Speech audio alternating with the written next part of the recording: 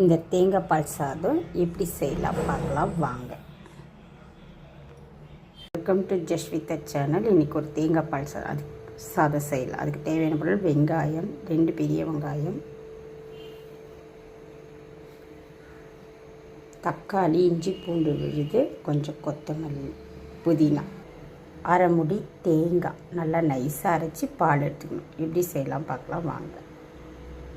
அரை முடி தேங்காவை நைஸாக அரைச்சி பால் எடுத்து வச்சுக்கணும். திப்பி போடக்கூடாது, பால் வரைக்கும் தான் எடுக்கணும்.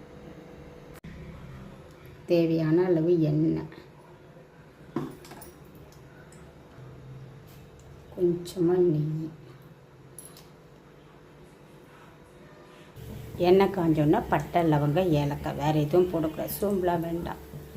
இந்த தேங்காய் பால் சாதத்துக்கு எண்ணெய், நெய், பட்டை, லவங்கம், ஏலக்காய் பொரிஞ்ச உடனே வெங்காயம் போடலாம்.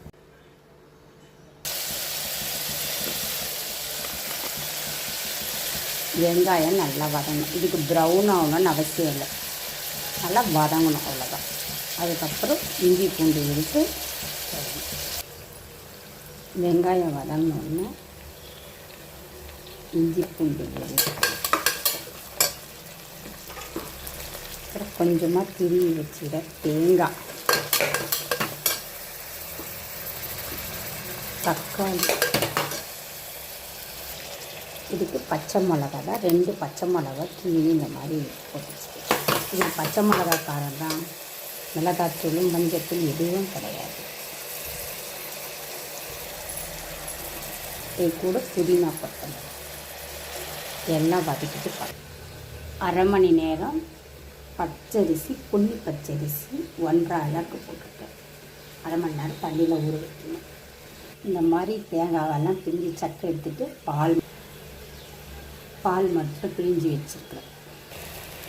1.5 அளவுக்கு 3 டம்ளர், 2 டம்ளர் பால் வந்துட்டு கூட 1 டம்ளர் தண்ணி ஊற்றி ஆட் பண்ணி ஊற்றணும்.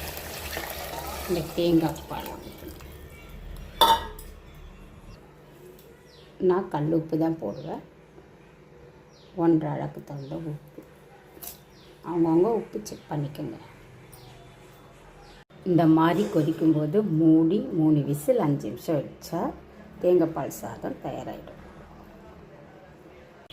தேங்காய் பால் சாதம் 3 விசில் 5 நிமிஷம் தம் கொடுத்தோடனே இந்த மாதிரி சரியாக இருக்கும். இதே மாதிரி மெத்தடில் செஞ்சால் நல்லா வரும் தேங்காய் பால் சாதம்.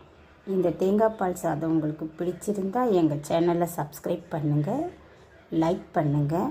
இதை செஞ்சு பார்த்துட்டு கமெண்ட் சொல்லுங்கள். தேங்க்யூ. உடச்சக்கடலை சட்னிக்கு தேங்காய், பச்சை மிளகா, உடச்சக்கடலை, உப்பு போட்டு அரைச்சி எடுத்துக்கலாம். இந்த மாதிரி எல்லாத்தையும் அரைச்சி எடுத்துக்கலாம். நான் தேங்காய் பால் சாதத்துக்கு அரைச்செல்லாம் அந்த தேங்காயிலே அப்படியே கழுவாமல் அப்படியே போட்டுட்டேன். இந்த சட்னி இதுக்கு நல்லாயிருக்கும். அரைச்சிட்டு இந்த மாதிரி சட்னியை தாளிச்சிட்டா சட்னி தயார்.